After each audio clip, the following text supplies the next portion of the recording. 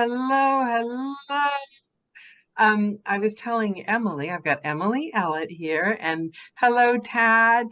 We might have some slow joiners. I forgot that it's Valentine's Day. I tend to celebrate Groundhog Day a lot more. But I've got Emily here, and I just want to jump right in. Okay, Emily is the co-founder of PANA, and we're going to get to that later. But for the sake of the viewing audience, your website, oh my God. I'm redoing my website and I'm jealous of yours. I've got such burning jealousy, I've got to say. But Oh, I'm your honored. website is spectacular. You've done this. Did you have it professionally done or did you do your own website? Okay, I really hate you at this point.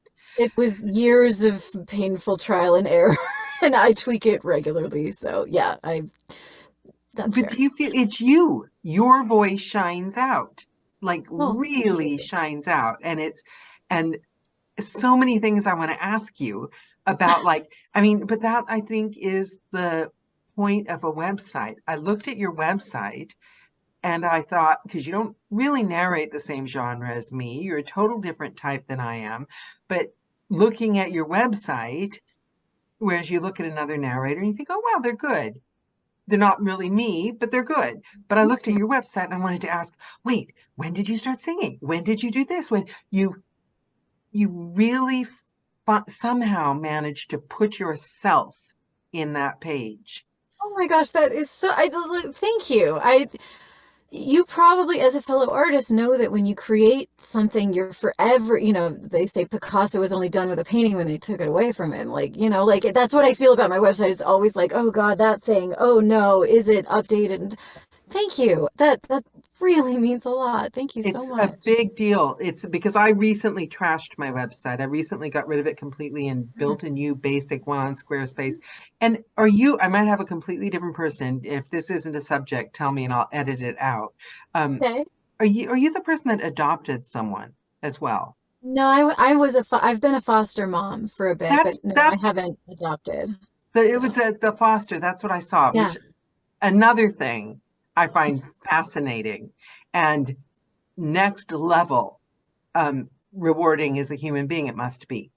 I always wonder about, I mean, it must be I hard think as there were well. aspects of it that were rewarding, but I'll be completely honest, and I know I'm not the only foster parent who's had this experience. It was the hardest and one of the most difficult things I've ever done, and it ended in a way that I am proud of, but I would not say it ended with hearts and flowers. Does that make sense? Yeah. So it was very, very hard and challenging, and I'm glad I did it. And someday I will feel that it was rewarding. But right now I am I'm enduring it. fascinated. So I'm yeah, fascinated though, because the thing is, don't you think it's messy? You're taking on, it's I'm the not dark saying a side child of is a mess, but you're society. taking on difficult things, something that's difficult for someone else. It's not going to be easy. If it were easy, I wouldn't think of it as worthwhile. But that being willing to put yourself right in the fire of somebody Yeah, and I else's will say difficulty. it's also I would say I had a much harder time because I was open to teenagers as a single parent. Yeah. And even within that, I mean, I will say I have a lot of foster parent friends who also do teenagers, and it's another level than like if you get like a 5-year-old or a baby or something. Yeah. Those have their challenges. I'm not saying those are easy at all, but it's a very different set of challenges than getting a basically fully formed 16-year-old who wants nothing to do with you, Right. but needs your home and your guidance. And like it's just a different level. I would foster again, but not as a single parent of teens. That was too much for me. I So, think that's what makes it beautiful. I oh, think that's what makes it so wonderful because I think that's the brave part. A 5-year-old, I can make them love me, give me 2 weeks, right? But yes. having the courage to go there and make a difference where a difference really needs to be made, where other people are afraid to do it, where somebody else might not have been there to step in your place. How did you even come up with the idea? That developed over a series of years, and I can point to a lot of little things that sort of contribute to it, including, in very small part, a random B movie with Cary Grant called Room for One More that no one has ever heard of or seen, but is a very idealized picture of what fostering children can look like. So I acknowledge that was in there, but also like I've never really wanted bio kids. It was something that I began to think about when I was married, and then after I got a divorce, I was like, wait, no, I think I really would like to do that. And then when I moved out here to Denver and had, you know, a 2-bedroom apartment, suddenly I was like, I would love to give this back to a child in need. Now, I got a really interesting child. She was in need, but not financially or materially. And that ended up being a real sort of like, whoa, reset your expectations here. Like, I can't buy this child's stability. It was a fight. It was almost like I was a therapy home, but I didn't get paid to be a therapy home. Like, it was a very intense experience. And it made a difference. But yeah, I wanted to share that. I wanted, and there were many good reasons that I wanted to be a foster parent. And then there was, if I'm being very, very raw and honest with you, there was also a very selfish reason, which was I was really, for several years, I'd really been struggling with suicidal ideation and depression. And I just literally needed a reason to live. And I know from my history that if I have someone I am taking care of, that SI is just gone. And so that was part of it, was I was like, I need to do something for someone else to hang around. And so, as I said, I'm glad I did it. It was one of the hardest things I've ever done. It also, maybe because of it, or just coincidentally at the same time as it, I was able to finally in therapy work through the root of what was causing that depression and SI.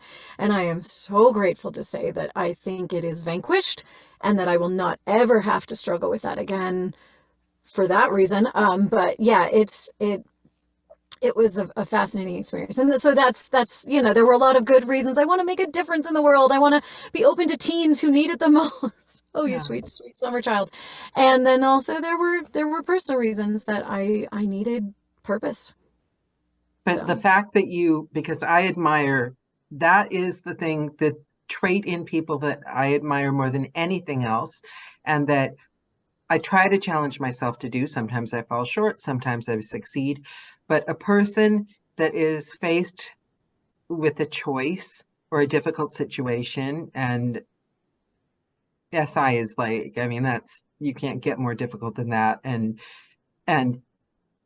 faces it head on and faces out, because facing in is the temptation, protecting ourselves and going in. And you faced out, you went to, and that's the core of tithing and giving and working at soup kitchens. That's where that comes from, because when we put ourselves out and you put the focus out and help someone else, you become, but the bravery and the courage to do that, and then what it takes to change you as a human being, I believe, I mean, this is my core belief in like life, that when you face those difficult things, take those steps as a human being, it literally changes you and makes you stronger.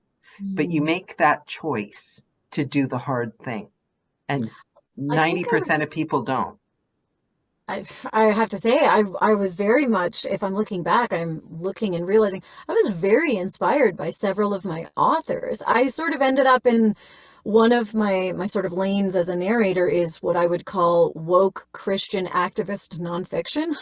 Didn't know it was a lane, but I ended up in it and I was really happy with it. I was raised a Christian Scientist and was very, very religious. I served in church for years. And so, but then I left the church later, and I'm just in a very sort of agnostic question mark phase of my life. But I relate to a lot of it, and I, you know, have been really diving, like, I think I've always leaned progressive.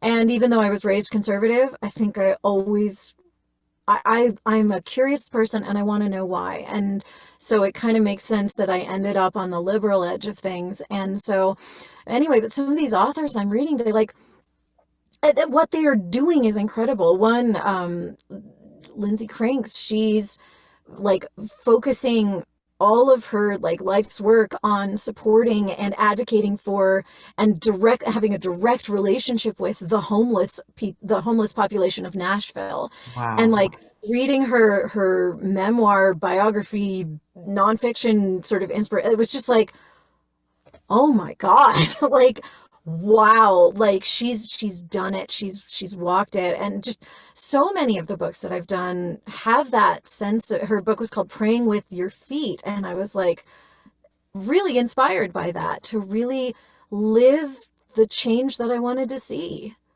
Yeah. So yeah, Yeah, I I love it. blame my authors for that.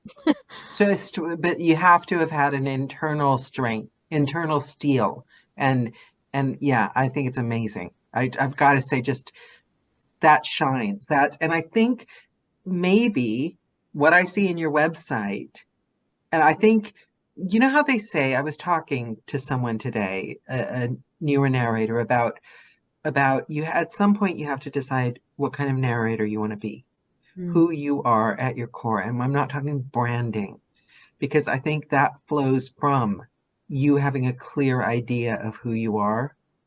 And I think making those decisions to face who you are might come out. Do you see what I'm saying? Oh, absolutely. I couldn't Yeah. agree more. I've spent several years following and occasionally working with a life coach named Catherine Andrews. And one of the programs that I did with her involved, it was called the Introduction to Intentional Living, which I was very attracted to, on the heels of my divorce. Ironically, it was right at the beginning of the pandemic, right before it all started. So it was all really interesting. And one of the things that she had you do was a series of exercises and, quizzes and like worksheets to help yourself define your values. And I realized I had never considered what my values were. Growing up religious, they were handed to me. And so to have to, for the first time in my life, say, what are my values? That was when I began to discover my deep desire to make a difference. And, again, all these things then underpinned that decision to sort of walk into the fire and try fostering as a single parent. And so, I think you're very right. Your brand, you can find your brand, but you're not going to understand your brand Yeah. until you understand yourself. Yeah. And I also, it's kind of like what we were saying before the call about the calls that people, we learn after we get to know other people. If we forget about learning the facts about people and get to feel the essence, exchange the energy, then so if your energy is someone that knows yourself, then people see that. And in your case, in your website, the minute you go on your website, and I've got to, and it's so slick as well, but it's authentic. I don't know how you find that. So tell me, 10-year-old Emily, let's go to the beginning. What was she Oh, like? Was she quiet? oh, Was she determined? Was she? so sweet child Emily was a theater kid with no theater in her life. Oh, She was extroverted. She was naturally what was called then bossy and denigrated by my family extensively, which turns out actually that is a great gift I have of, you know, management and delegation and all of that. 10-year-old Emily loved running outside and playing. And it was interesting. I have three younger siblings, and we're all pretty close in age. So there was a lot of playing as a group with some of the neighbor kids. Because at 10, we were living on this sweet little cul-de-sac in a tiny, not tiny, but like a very quiet suburb of St. Louis called Chesterfield. And so we knew all the kids on the street, and like it was a very 1950s upbringing. Dad would whistle for us. We'd come home. That very, very weirdly anachronistic. I learned the other day I say that word wrong. Well, and there was a correction. But yeah, my sister, my younger sister Amy, often had these grandiose ideas. We should do a circus with all the neighborhood kids. We should create like a giant grocery store with all of our parents' old, I don't know, let's do something. And then I would make it happen. I jokingly refer to myself as an executor. Like I've sort of always been producing. But of course, in my family's, group memory, Emily always made these things happen. And it was like, well, you wanted me to. And like, so we did. We made this giant circus with all the neighborhood kids, and like we had a big store, and then we had, I don't know, we had my parents were very anti-television. We weren't allowed to watch TV at all. So we read books after, I mean, I read thousands of books growing up, and we had at all? When you got no older, did you TV. like try to make up for lost time? Not really. And even to this day, like TV is only something I really do socially. Because growing up, we never watched TV except on Friday nights. We had family movie night, and my dad would make popcorn, and we'd Oh, all pick a movie. And then occasionally we could watch movies as we got older. We could watch movies provided we four kids all agreed on what movie we wanted to watch, which meant often it took 30 minutes to decide what movie, and in the end we just decided we wanted to play outside instead.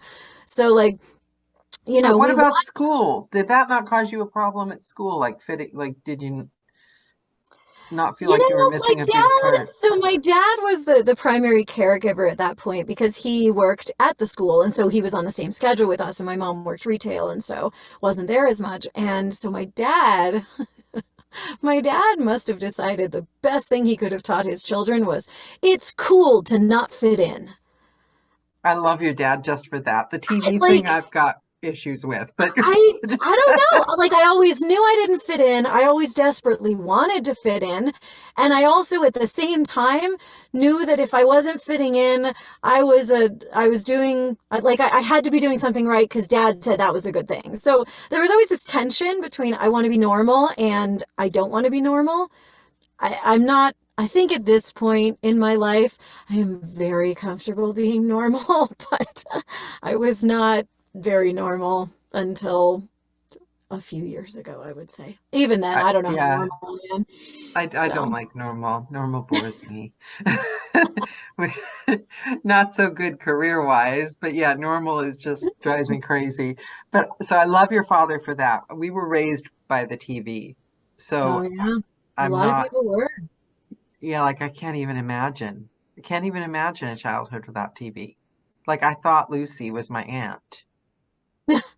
I Like was Lucille pretty Ball. sure. Yeah.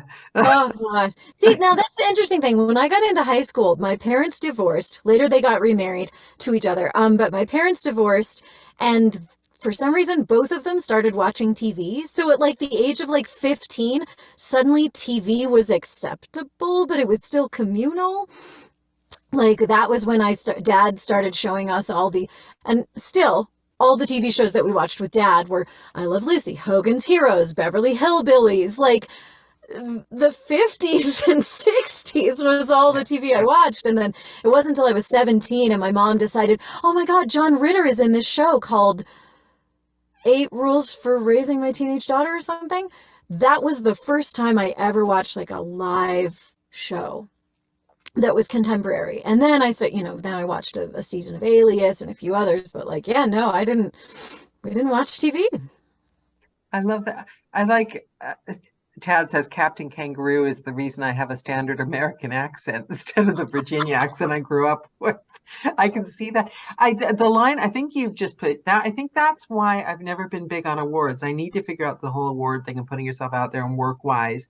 But I don't want to be reminded that my favorite characters aren't real people.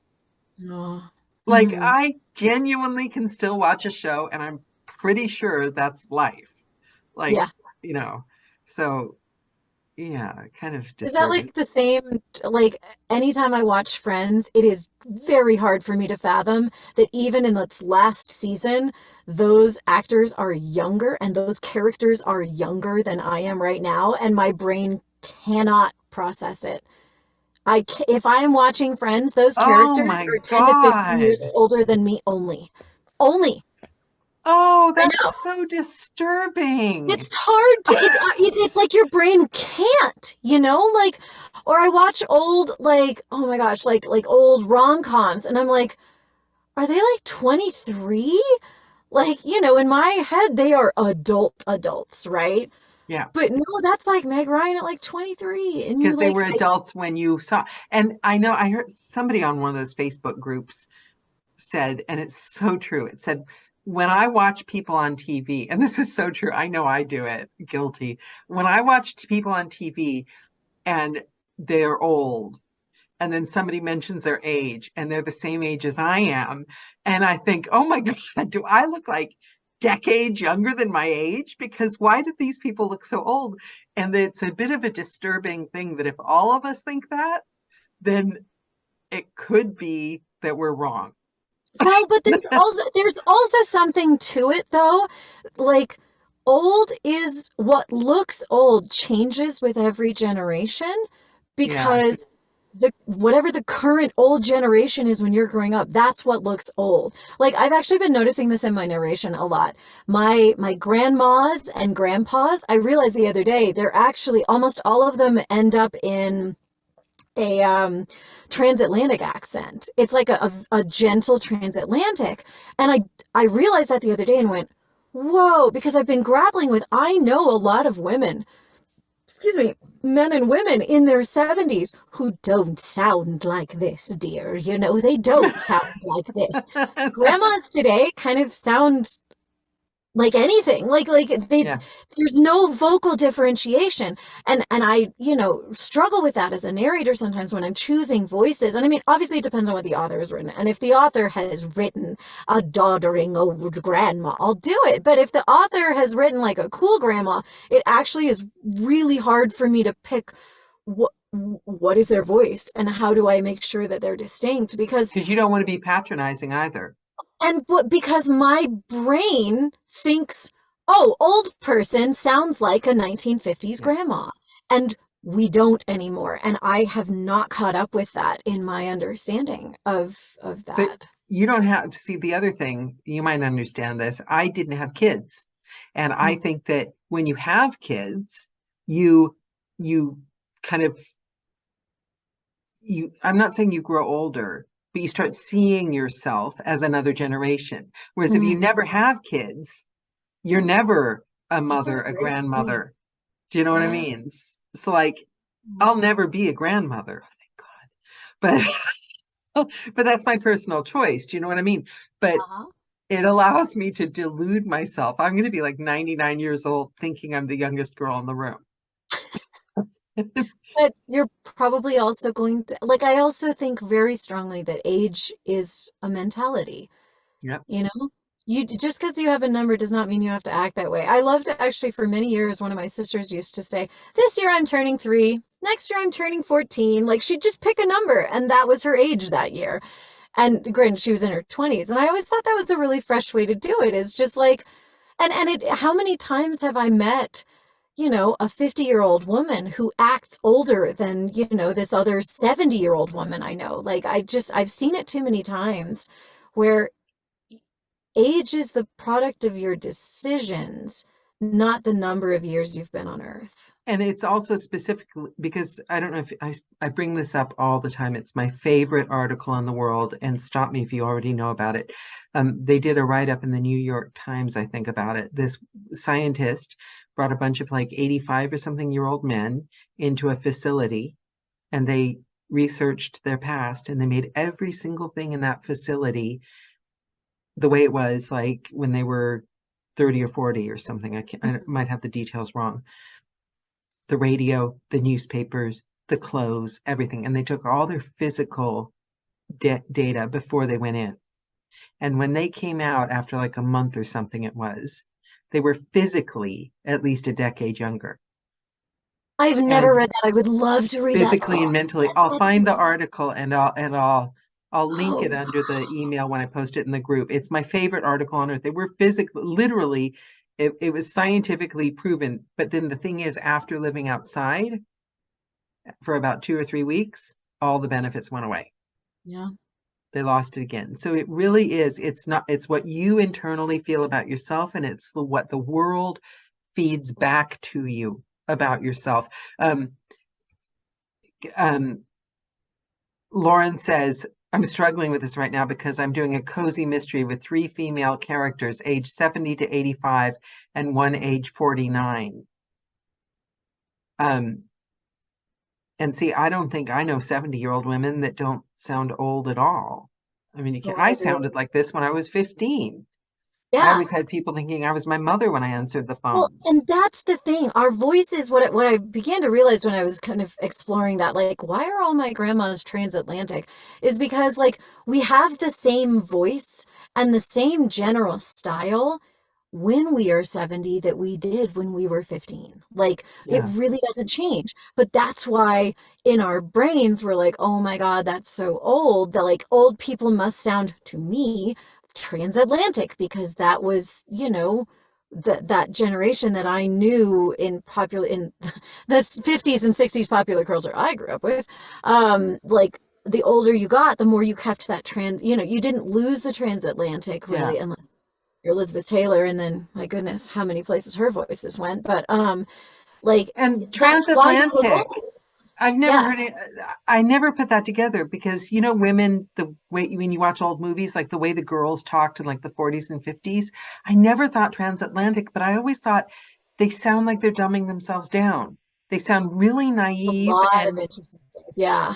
it's like the place, but it was the place women had in the world. And Kim says you lose your idea a little bit, your identity a little bit when you're referred to as Kendra's mom, like it's your name. Yeah. But that's what I saw. That all the girls that grew up with in my neighborhood that we played together, our best friends, my sister, their sisters, my brother, none of us had kids. And I Hmm. think it's because we all saw our mothers being treated like they're not as smart as everyone else. They're just the mother while they worked full time. And in my mother's case, cried her eyes out in the car on the way to work every day. And do you know what I mean? We all grew up watching that. Is it any wonder we never got around to having kids? Because in my mind, being a mom, and I'm not disparaging moms because, oh my God, I know what goes into it. Just because I choose not to, I think it's an amazing, it's wonderful. I've got utmost respect for it. But for me, it felt like it equaled being invisible because your life stops mattering and your kids' lives are all that matter. Hmm. And I think, and there's a lot in our generation that had that. A lot, all our friends, none of us had kids. It was Yep. either the water, or, you know. What's Yeah, the Enjoli ad? Enjoli? I saw that. I don't know what that is either. Anjali. Anjali. The I can name's bring home the familiar. bacon fried up in the pan and never Yeah, let you forget you're a man. that was it. That's why I don't have kids. I have a budgie, no kids. Thank you, Kim. Okay, so Emily, Yes. where did you go to school? Were you determined? I've got a career chosen, or did you meander Oh, around? Or did you ever have a moment of loss of confidence? What am I going to do? What were you going to be and planning on? oh man, that's such a great question. So I always wanted to do theater. And I did a little bit in elementary school, but here's the thing. My parents are both ex-musicians. They understand music. They do not understand theater. They did not know what to do with me. And even when I begged, please send me to theater camp. Please let me do this theater class. Please let me take dance classes. No. So by the time I get to my senior year of high school, I'm doing band and orchestra and like I mean, and I don't do anything halfway. So you bet I was in all the honor bands and all the honor orchestras and like everybody who knew me at the time was like, "Oh, you're going to do flute in college." And I was like, "No. Why would you say that?" And I realized from their perspective, that's all I did. Of course they would think that. But all I wanted to do was theater, and I actually wrote my college essay on theater. I said I was raised Christian Scientist. I chose a Christian Science liberal arts college for my undergraduate, and it came to me that it was the right place, and it turned out to be beyond perfect for me. It was a very small student body, and it enabled me to basically start singing, dancing, and acting fresh, like almost no experience, and have a viable career possibility at the end. There were that many opportunities. And like, I mean, you have to grab it by the horns, right? You got to take the opportunity and run with it, which I really did do. Um, but I can't think of any other school where I mean, maybe another small liberal arts school, but a school where I could show up and audition for the musical as a freshman and land Maria in West Side Story and discover, oh wow, this is really hard and I'm a terrible actor, and oh, dancing is not anything my body wants to do, and oh look, I am naturally gifted as a singer, that's nice, but we're gonna have to train it, like it was unbelievably difficult, and yet I wanted it. And the funny thing is I almost didn't do it. I got to college and I, was trying to be practical. So I signed up for, French course as my extra class, and I was miserable and I was so unhappy, even though I love Plan B. And So I many people have gone to Plan B to die and wither away. I started at Plan B because I was like, well, you can't do theater, like you don't know anyone, and like there weren't really theater classes that semester except stagecraft, and I was like, well, I don't need stagecraft. And so like, oh, I guess I won't. So I ended up going to my resident assistant, my RA on my hall, and was like, Lydia, I hate my French class. What do I do? And she was like, well, what do you want to do? And I was like, well, I'd really like to do theater. She was like, then we're putting you in a theater class. And I was like, no, you can't. I don't have any experience. She was like, who gives a shit? Like, she put me in a theater class. She was a theater major, so she was very comfortable being like, great, you're going into stagecraft. And because I went into stagecraft, it made me audition for the musical, and I finally got on the right track that I had been trying for years and just never having the guts to and go the permission. You just needed one person to see you. One person. Yes. Yeah. Thank you. Yes, that's what it was. And then, which is what you paid back to that foster child. Oh, I hope so. I hope so. But yeah, after I graduated, I spent a couple years in Oklahoma, and again, over and over, we have this thing where like Emily goes the safe route. So like, nobody goes, you know what I'll do after college? I'll be an auditioning actor in a small town and I'll wait tables. Nobody does that. So what did I do? I did the practical thing. I had worked for my mom for 10 years. She has a kitchen and bath design firm. So I got a job as an assistant designer at a kitchen and bath showroom. And for better and for worse, that blew up. Not my fault. My supervisor decided that I was having an affair with some guy, which I wasn't. And decided to start treating me terribly. And so I quit in protest because I was like, you can't treat me like that. Do you know what this reminds me of? Did you ever see the Stephen King? He's my favorite audiobook of all time. It's not like any of his other stuff. It's the one that's named after the day Kennedy was assassinated, and he goes back in time. You've got to see it. It's not like his other stuff. I'm not a big, but this one I just love. Long audiobook. So this guy goes back in time to stop the Kennedy assassination because he promised his friend. No spoilers. I won't tell you what happened, but there's a line. It's my favorite line of all time because every time he tries to go and make a change, he comes close to making a change. Some horrible disaster happens. 11/22/63. Yes, thank you. I always forget the name. Some horrible disaster happens to stop him. And the whole premise of the movie is, if you try to push time, time pushes back. It's going to do anything it can to stop you. And that sounds like your life. If you try to change fate's pushing back. I mean, that is the weirdest, literally fate, whatever it is. I don't care, whatever religion people or who, when somebody was up there going, sorry, seriously, she's taking the safe route again. Right. Okay. Affair, someone, blah, blah, blah, fire. Yeah. Yeah. And so I quit and I got a job waiting tables and cleaning houses because I had those opportunities. And like, look, I have said many times, and I mean it, if I got to clean houses, I'll clean houses again tomorrow. Like, you got to do what you got to do. And I have always had that, and I'm a child of some really intense trauma, and there's some I'm still working on all of that stuff. But because of that, there's a fire in my gut. I will not, it's kind of like Scarlett O'Hara in The Potato Field, where she's like, never again, like, I will never be poor again. I really identify with that moment. And so I, got a job waiting tables, and I cleaned houses, and I started auditioning. And I started, discovering, hold on, my cat is going to knock down the door.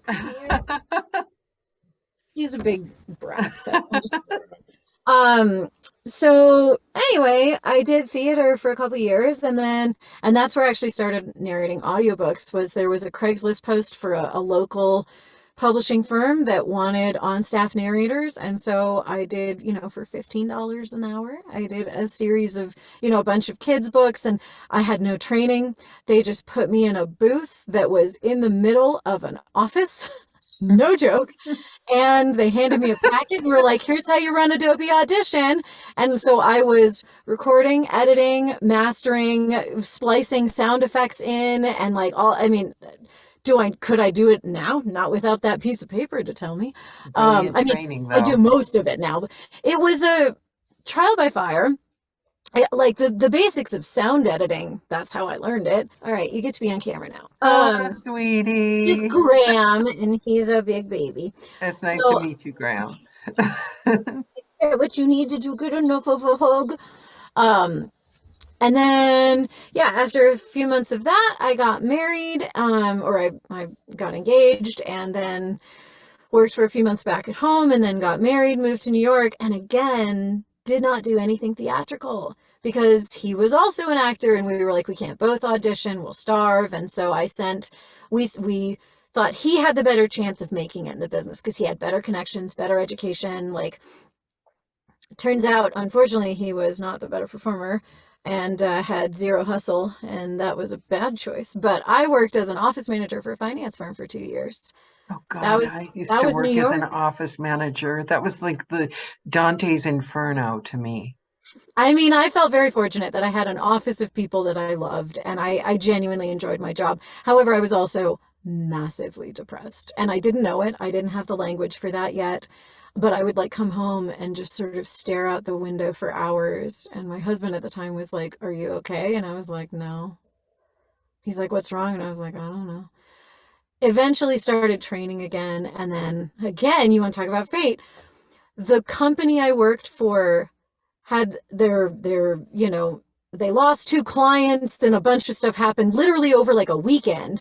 And it was Thanksgiving weekend. So we come in the week after Thanksgiving, and they're like, and we're closing the office and you have no job. And I actually literally laughed in joy. I was like, oh my God, I've been prepared for this. So I started auditioning and doing every job I could get my hands on, and a friend of mine at church watched what I was all doing, and I think she took pity on me and was like, "Did you say you'd done audiobooks?" And I was like, yes, I did, but they're not very good. She said, "Send me your samples." And I was like, okay, but they're not good. And she came back to me, she's like, "You're right, they're terrible, but you're not. So I'm gonna get you an audition for my studios." And I got started doing Library of Congress. Wow.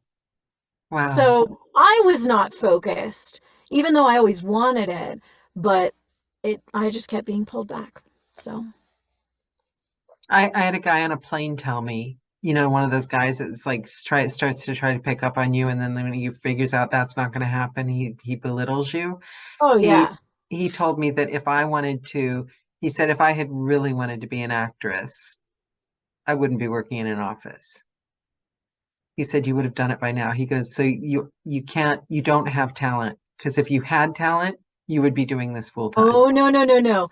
People who succeed do not succeed because of talent. I saw so many people in musical theater succeed not because of talent. And in fact, they were not talented and they were still working. Yeah, the things you learn in theater, though, because you're learning it from other actors whose egos are involved. The other big one I love, my favorite moment in the entire world ever, nonstop, is right before the curtains go up. And when you can peek out at the audience. I love it. I don't get stage fright. I've never gotten stage fright ever in my life. Oh, I get it. I've got it my whole life. And I've been told that I'm obviously not talented if I don't get stage fright, because people that have any kind of talent at all are sitting quietly struggling with their souls, before they go on, which is great. And I believed him. I've known both ways. I don't think your stage fright has any bearing on your talent, and your talent has no bearing on your career. But do you not feel, because Do you not feel in the career of a creative actress, narrator, that it's a really hard distinction to be open and learning, which you have to be at every stage, but also protective of what do I think of myself as well? Because I look back at these stupid things, like one review someone wrote, right? Like years ago, I quit theater for 5 years because a big critic said that I was playing the part of in Madame Melville, the obnoxious American neighbor.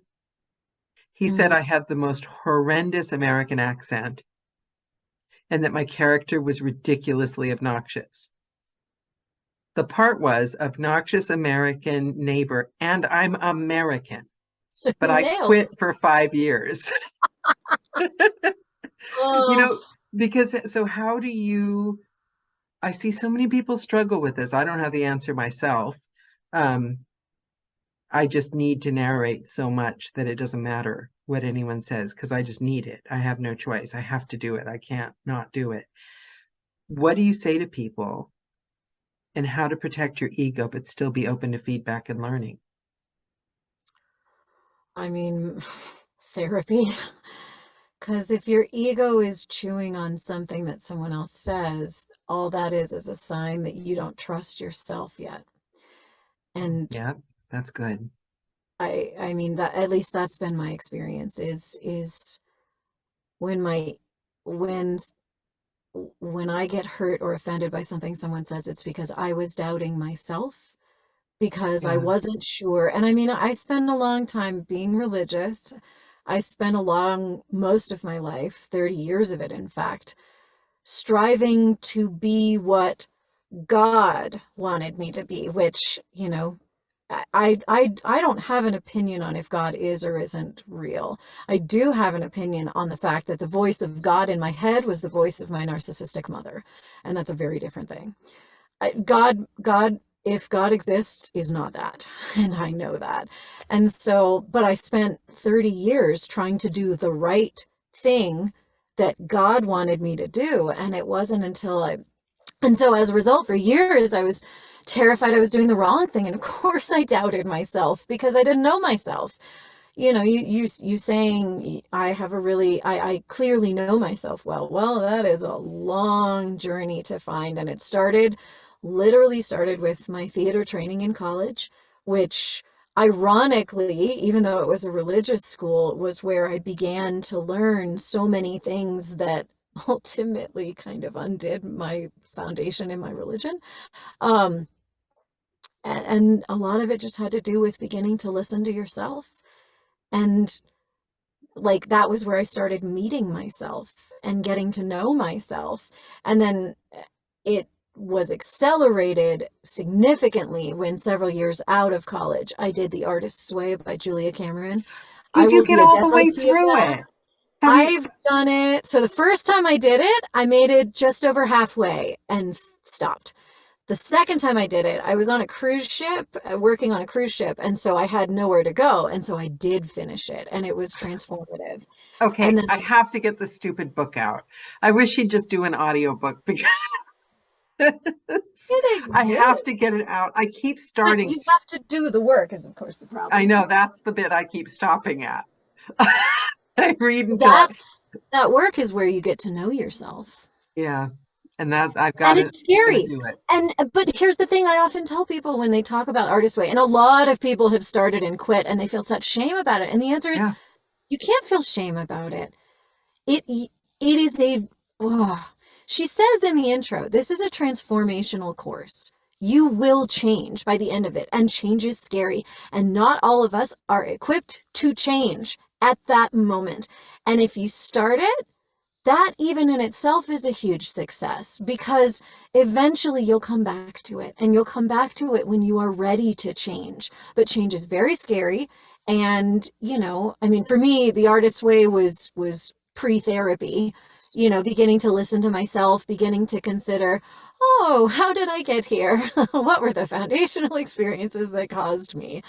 And so, the openness to change, is really hard to do. You know, in my case, I only completed it when I was in a moment of such massive change that I was like, might as well keep going, right? Like I was on a cruise ship. I was in I didn't know it, but I was doing a separation from my marriage and preparing myself unconsciously for a divorce that was coming. I was stepping away from my religion. I was stepping away from my mother. I was in a massive change anyway, that it was like, okay, let's just keep going. You But were out of wiping that out all the change, voices of what life was supposed to be like that you'd been, because I think that's half the work. Half yeah, our work in this world is to take the good from what we learned from our parents and override the rest of the yeah. voices, because we still function on autopilot, don't we? You know, You, that is, that's evolution. You yeah. will repeat what you had done to you. This is one of the things they actually teach you in foster parent training, or at least my foster parent training is, it does not matter how many books you have read, how much training you have done. When your prefrontal cortex goes offline, they call it flipping your lid. Like this is, you know, and when you get triggered and you're emotional, you will parent the way your parents parented, no matter how many books you've read, no matter how much training you've done, which is why it is key never to parent when your lid is flipped. Always remove yourself. And I think that's, it shows up in so many other places. These patterns sustain themselves because the body and the brain have evolutionary decided this is familiar, and Yep, you're familiar alive is now, safe, so it obviously right? worked.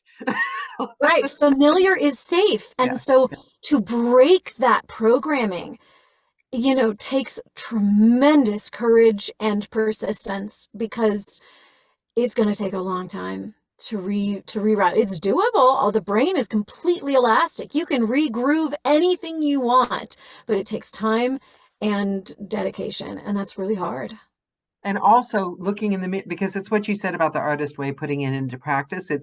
It's been revelatory for me, because I'm like an entirely different person than I was last year, like in the way I think. But it's because my entire adult life, my husband and I were both the same. We would move to a different country. Okay. So I'd plan for 6 months. I'd lose weight. I'd look like a different person. I'd give notice at my job. I'd plan my new life. We'd pick another country. I'd get rid of every single thing I owned that didn't fit in a suitcase, liquidate every penny I had, and jump on a plane with not very much money half the time and start a new life somewhere else. And I did that. And then after 3 months, I'd get fed up and not want to be in that place. And I'd start the process. And we did that. You were running from yourself. Yeah, we did it for like 20 years. And each time, though, I won't lie, I became a better version of myself and happier and more together. And it like fed my soul. And for the first time ever, London's a little different, because London, you can get anything in the world. Where are you going to run to from London? You can't Yeah. even fool yourself that there's like, except maybe New York, but I love London. But Mhm. when you get to a place that like, you're not going to move, you own a place, and all of a sudden you look at yourself, I've got a job I love. What? This is it? Oh God. So then you start thinking, am I a bad actress? Am I branding myself wrong? Is my voice not right? Am I succeeding at my career?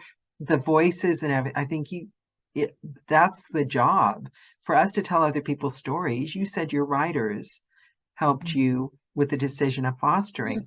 We Unconscious. can't we can't pretend and not change in this job, can we? Because guess what? Oh. The minute you do, you're going to get assigned a book that's going to confront you head on.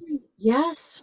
I mean, that's the thing. It always bothers me when I read books, or when people talk about, well, you're an actor, so you're really good at lying. And it's like, you don't get what acting is. Yeah. Acting, actual acting is complete honesty. Yeah. There's no lie there. It is such pure honesty. And to be able to get to that point of honesty, you have to be open and vulnerable and brave, and you also have to know yourself enough to let go of yourself.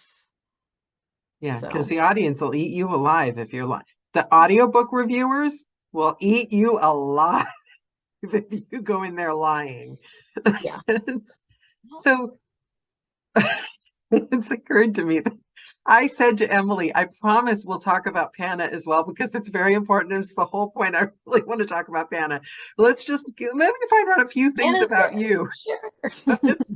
um, PANA, another huge challenge, another huge leap. You and my other favorite human being on earth, Emily, Emily Lawrence, started it. I remember the excitement and you know, and now it's a strong group, and happy people, videos, support. How do you feel about it now? What's the next big move for PANA? Oh, I think we're still very much in its early years. I think, it's hard when you're not, if you've ever served in any sort of like board or committee capacity for a nonprofit, you have an understanding of how different things look than if you're just the recipient. So, anyone who's watching this that's in a PANA committee is like, oh yeah, no, I know what she's talking about. We are very much still in startup mode. We are doing cool things, and we are doing more than I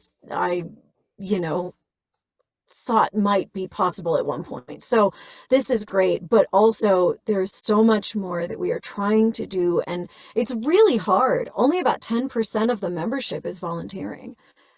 That's a tiny, tiny, tiny, tiny portion for what we could do. I mean, can you imagine if 200 people volunteered? The amount of stuff we could do for each other and the amount of work-life balance everyone would have would be amazing, but we don't. So it's, it's like 50 people carrying the whole organization and doing amazing things with that. But it's, we're still trying to figure out the processes and what are our procedures and how does this work? And so everything is basically a pilot program, which is cool and exciting, and I am so proud of it. And the places that our committees are going to go, I am genuinely just like, there's so much good that we have coming. And also I am acutely aware that we are all very much we're burning energy that is not sustainable. Like that is the big challenge that I see for PANA right now is how do we get more people to step up so that we can sustain this? Because what we're doing is great, but not sustainable. And I mean that for have you me done a just big as much flood as of advertising, like volunteers is not? we've done quite a few. Yeah. Yeah. It's just the nature of society today is that people in general don't think it's important to volunteer and be a part of something, even though there are some really interesting benefits. Like I would directly attribute my current career stability to all the work I've done with PANA. It just doing that kind of work exposes you to more people, raises your profile in ways you cannot control. You have no idea what it's going to do, but like there is an effect by being active in your community. It does help in a way. And I think so there are benefits, but also it's just I don't know how to convince people. I don't know how to convince people to care. I love volunteering. I mean, full Yeah. disclosure, guys, I let my membership expire because I had basically I had a Oh, it's massive hard. Yeah. unexpected bill come up. And so I had to like look at very carefully things in the budget that what can I use right now? Because everything else has to go on hold.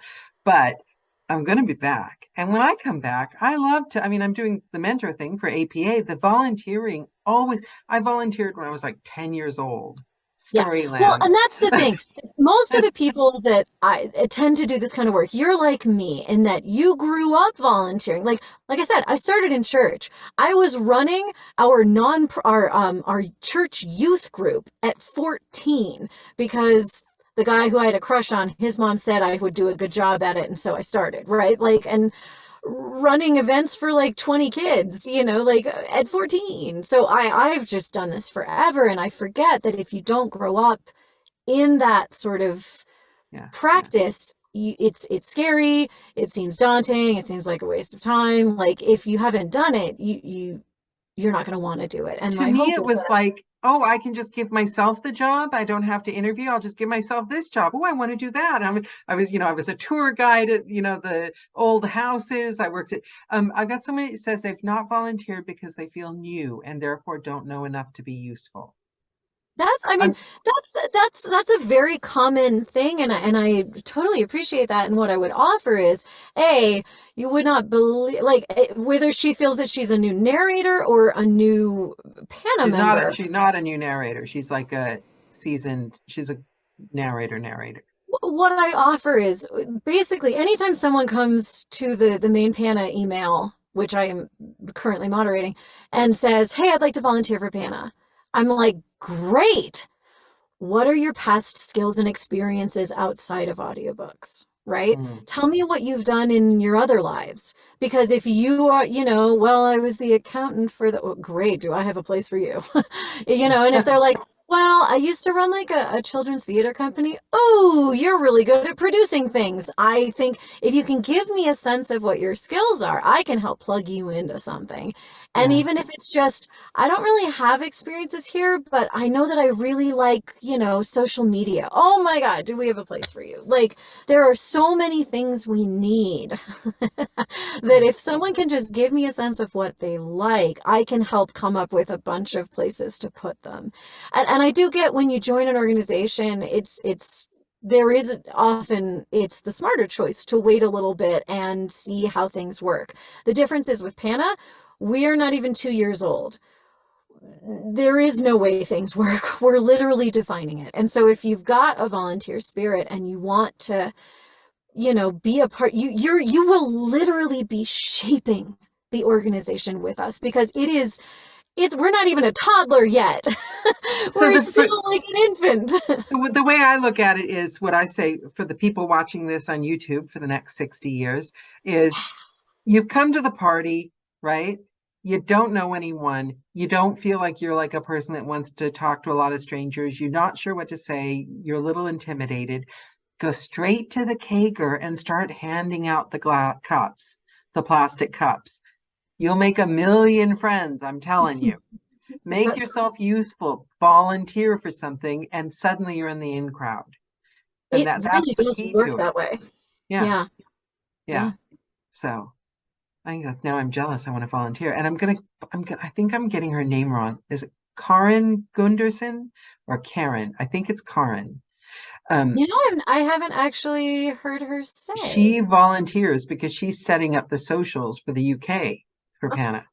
Yep. And I got the email because obviously I've not been taken off the list officially. So, Oops. but Missed that one. But yeah, she's amazing. Oh my God, the patience of that woman. And this kind of work takes a lot of patience. Yeah. It's very much herding cats. Yes. Yeah. So join. I won't say your name just in case, because sometimes people don't know I'm going to shout out their name just because they type something in the. Oh yeah. Well, and if it's not the right time to know that I've said this to everyone, and I really do mean it. Like, you got to know when it's right. Right? Like, there are seasons in our lives where we can give, and there are seasons when we just don't have anything to give, and that is okay. And it is good and right that you should know yourself well enough to be like, like you right now, you're like, I can't do that. And it's like, good for you. You are prioritizing yourself. I will never, and I don't think any of us at PANA will ever get mad at someone for saying, I'm so sorry, I just need to take some time off for myself. We've had tons of committee members have to do that for various reasons. And every time, every committee chair and board member is always like, bravo to you for putting yourself first. We support that. And then we're like, oh my God, who else is going to do it? You have to, but it's the same with health as well. I know narrators that worry because, oh my God, I've gotten a diagnosis or something. Andy Garcia Roos, shout out to her. She was like, we're not having any of that. She actually created a group of narrators that can support themselves. It's not an easy job physically. You don't be ashamed. You don't have to always look like you've got all the money in the world, all the time in the world. You're on top of it. You're booking 6 million jobs. You don't have to look that way, because trying to look that way all the time makes it harder for other people. Everyone goes through this stuff. Everyone, I'm going to say, I didn't have the money. I had big bills. Everyone doesn't have the money sometimes. Everyone gets unwell sometimes. Everyone gets busy sometimes. And you're talking to your people because everyone's feeling that way. Don't ever feel like you have to like fake it No. for your career. Because you know. Well, and casting people don't really care one way or another anyway. Like, I mean, if you have a like friend relationship with them, they will care. But like, if you're just like, I'm not available, cool, great, check back Yeah. in 4 months. That's all they need. They Yeah, be don't care. honest, be professional. Same with PANA though. Be Yep. honest, be professional. Yep. But also there are benefits. You're volunteering out of the good of your heart. It you're getting more back than you're giving, but you're not doing it for the purpose of getting more back. Right. Right. That's the whole point. Yep. Exactly. And I cannot stress enough too that I think there's, all of us are in a place of flux where we're looking at the incursion of AI and everything. And I think all of us are assessing, do I have a second option here? PANA is a great place to hone skills that transfer to other kinds of jobs. And I don't offer, like, that sounds horrible. And I don't mean it as like, you should be preparing to leave audiobooks because, hi, I mean, none of us want that.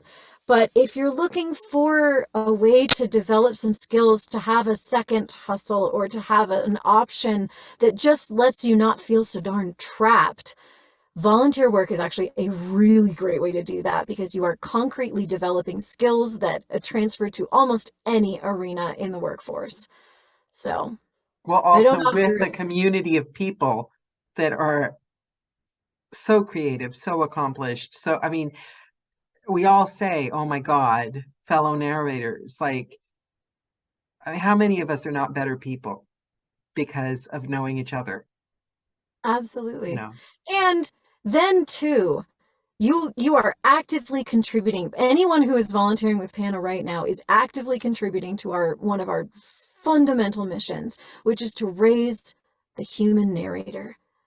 And like, there is so much more we could be doing as an organization if we had more volunteers, all of which is feeding into that mission of how do we get our members the public acceptance and understanding of the importance of human narration so that we do have jobs 5 years from now. But I mean, We people can't do because you see the find a way thing. it's But they've changed it. They backed out. yeah. So Yeah, the union people did some did really that. great work on that. Yeah. People did that together. Yep. But if nobody spoke up at all, it wouldn't have even been brought to their attention. I see that a lot lately. There's been a lot of conversation among people like, oh man, I'm just not getting paid on time. And it's like, why are you not shouting this? Like, almost every contract that you're working on is a union contract. If you don't tell the union it's happening, A, they can't fight it for you. B, they can't create a record that shows if this is becoming a pattern that then C enables them to get much harsher in negotiations. Like, it's one of those where I just see so many people complaining about, well, it is this way and it sucks. And it's like, so do something, speak up, do something about it. We cannot, I think, and I'm seeing this on a much larger level than just our little audiobook narrator community.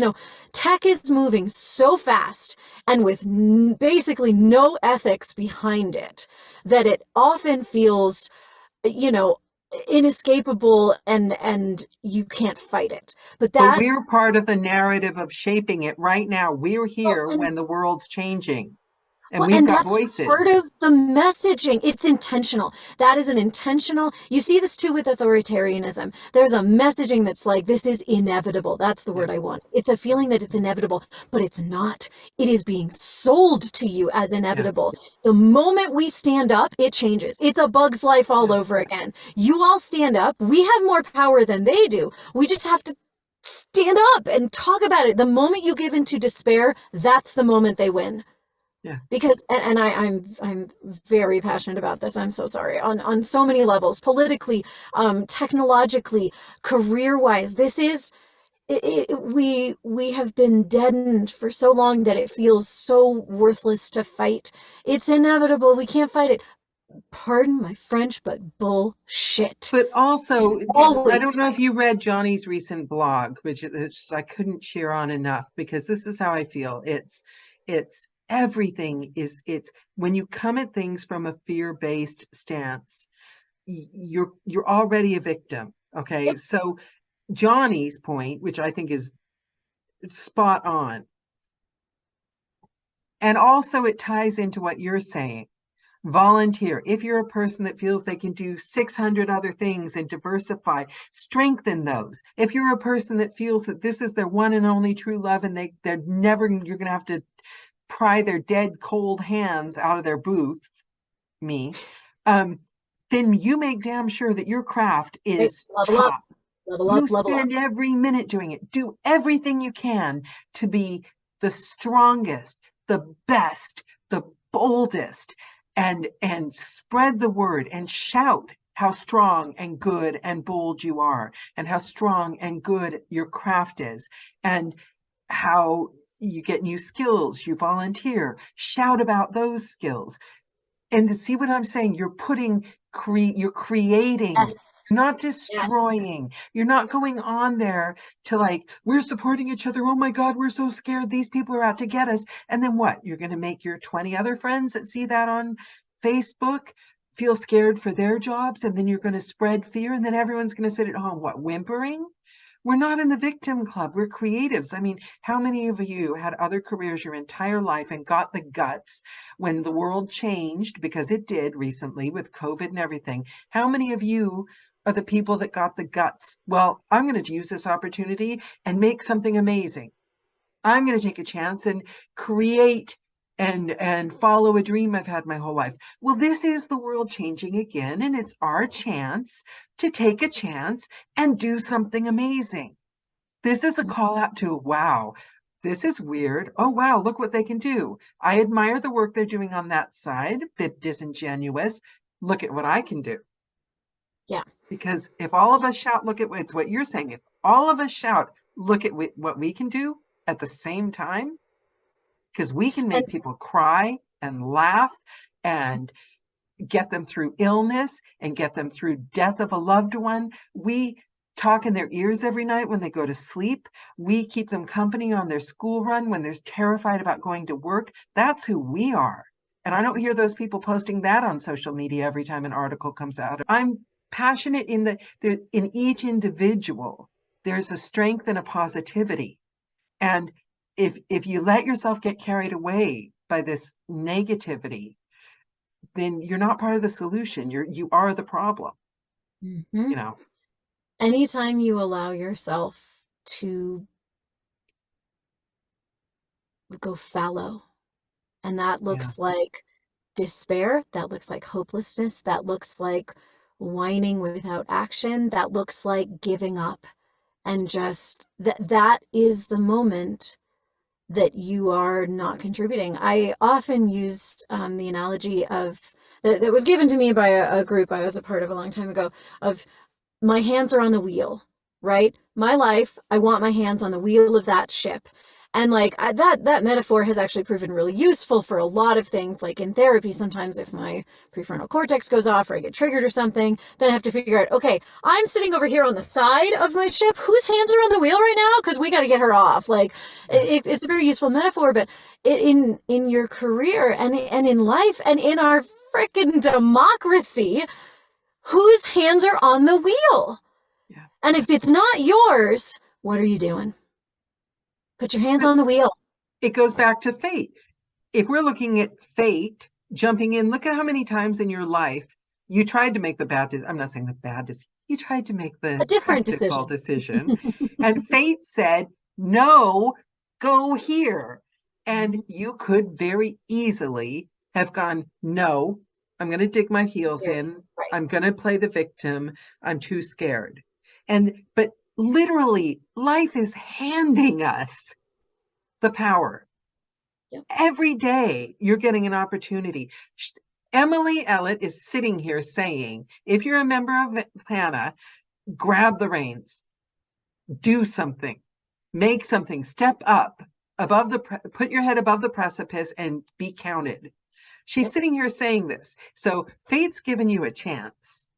And in so many ways, you needed a sign from the universe. This is it. I believe in that. No matter what religion people believe in or whatever, I do believe, even if it's just a sign from our gut instinct, something in us that subconsciously draws us to the choices that we deep down secretly want. I believe that there is a better choice, a scarier, better choice. And every time you're tempted to go on Facebook and go, oh my God, AI is coming to get me. Isn't there something else you could be doing right now? Instead of creating and mustering up fear, maybe there's a better choice. Every time you see your friends dealing with publisher bookings the way they need to, everyone's got their own way, on social media, is your best choice to sit at home and go, God, I'm not booking as much as everyone else. What's wrong with me? I can't. Or is there a better thing, a choice, that's okay. I got a tiny bit carried away there. Yeah, but... right. Well, but because it's so true, and there's a little, it's. I think what you're describing is what Julia Cameron calls in The Artist's Way synchronicity, and it's basically that age-old, proverb: leap, and the net will appear, which is scary AF. I think I can't emphasize. People often tell me, "Oh my God, you're so brave," and it's like, all right, if bravery is me having no idea what I'm doing and being terrified and walking into it anyway, sure, yeah, I guess I'm brave. Because the stuff I do, guys, I don't know half of what I'm asked to do. And I have a routinely accepted jobs, like when I accepted that office manager job for a finance firm at the beginning of my New York career. They asked me, can you do all these things? And I said, yes. Did I know how? No. And I knew I would figure it out. And it was terrifying. But also, I wanted to eat. So there we go. But it's I always assume, I have always been good at that. I always assume the rest of the world isn't as bright. So I think if they can do it, I can do it. How hard could it be? I probably wouldn't do that like being a doctor or flying a plane.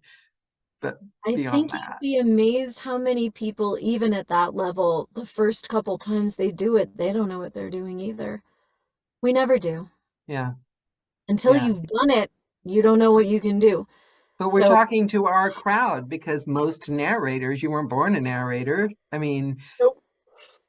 They just did it because they wanted to. You didn't get into this for the money, guys, because you could be doing a 2-second commercial spot and making way more. So yeah, I feel very powered up and revved up now. I'm very excited about. That's what I aspire to. Come on, lead the battle. Now I'm going to go off and look at that website thing. It's funny. Okay, it's funny that you talked to me about my website, because a lot of the website came from a branding class that I did a long time ago that helped kind of. I didn't really know myself until then, but it was like a glimpse. And one of the branding statements that the gurus came up with was that I am a 5th grader whose Joan of Arc speech was so impassioned that her teacher calls home to make sure everything's okay. And I definitely just felt like Joan of Arc. I'm like, oh, look, there it is, Joan of Arc. I might have to pull that branding statement back out. Okay. I love that. I love that. That should be pinned up in your booth. Seriously, you should lead with that. I mean, the other ones have been Shirley Temple, 21st Century Shirley Temple with an MBA. Gingham and Steel. There might be some rum in the dessert. I can do it all by myself, but I'd love it if you wanted to come along. And that last one is the core of me. So the core of you. I still like the Joan of Arc one the best. It's growing on me. It's always sad in the back. I mean, I did that branding class in 2011. So it's been sitting in the back of my head for a while. I'm impressed. I still remember it. But you see, where you get into trouble, where I get into trouble, I'll be very vulnerable with you guys, because I'm going to note the time so I can edit it out in case I don't decide not to be. But I specialize. I'm very good at being authentic. I have very strong style and taste when it comes to like my website and everything.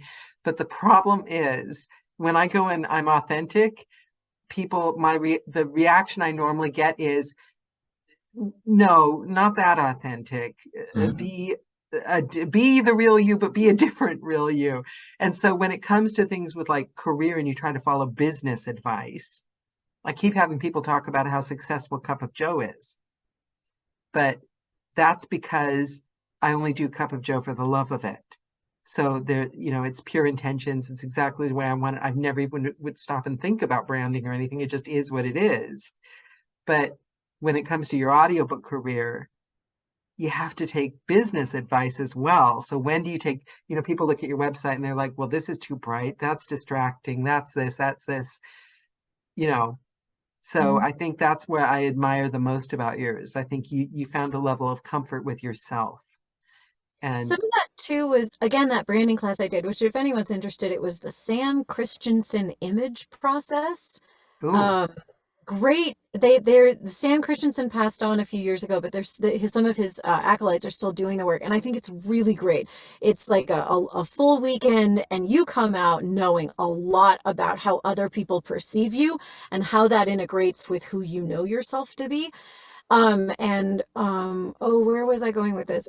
You were just talking about, it was a very important point. What were you finding just your real self, trying to tick the business boxes. So one of the things that comes out of that is an understanding that he kind of described it like if you had like a big mixing board and you've got all these traits of yourself. Like, for example, mine is passionate, creative, like there's a lot of things. There's also bitch is on that knob. I have a bitch knob, right? I can turn it up or turn it down as I need. I can turn passion up or down depending on, and the idea that we have all of these various personality traits, and especially as an actor, knowing when you turn some of them up and when you turn some of them down, that, because it gives you permission to know and be yourself and to attenuate it to the moment, right? And I think that was one of the, for me, especially that bitch knob was the biggest one, because I finally had to acknowledge and accept to myself that, this word that people had used about me, that I was afraid of being that person I could be, and that it wasn't a bad thing. Some of, like, it's why I feel like I actually do pretty good mean girls a lot of times in like my YA. Yes, I can be a bitch. And like there are times when I have to call customer service and be the nicest bitch you've ever had, because that's what the moment needs. And knowing that I have that, like taking even our negative qualities and recognizing that they are strengths. The way bossy got claimed by women as, well, but isn't bossy just leadership potential? And we just are mad about it in women, but we're happy about it in men.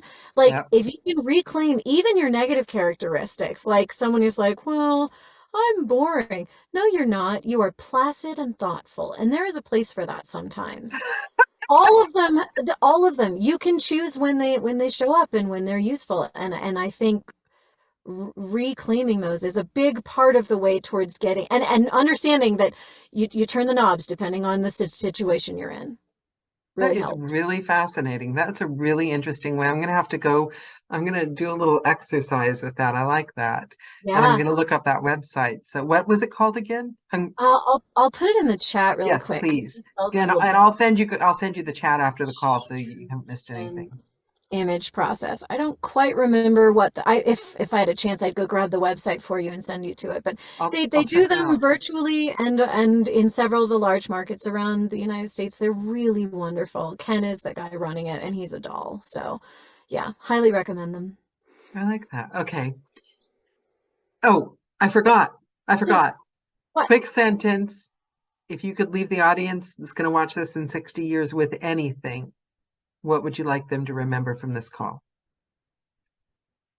Words of advice, words of wisdom, a funny joke. Okay. I'm going to say it facetiously and then I'll say a sincere version, but really what popped into my head was never give up, never surrender. But honestly, Galaxy Quest aside, don't ever allow them to win by giving in to hopelessness, despair, or victimhood. You always have power. And while there will be seasons when you need to rest, take up that power and keep fighting, because we only lose when we decide to lose. Don't lose. Ha! Brilliant call. This was the call we needed. on what was Valentine's Day. Valentine's Day. Love yourself, love the world, fight for what you love. Yes. Thank you so much for your time, Emily. This was wonderful. I'm so glad this happened. We've got to do this again. Check in about I would PANA. be happy to. Fabulous. Yeah. I'll send you the links that will get you back in again. Okay. Okay, sounds Bye, good. everyone. Okay, Bye. Mwah. Bye. Thank you for joining.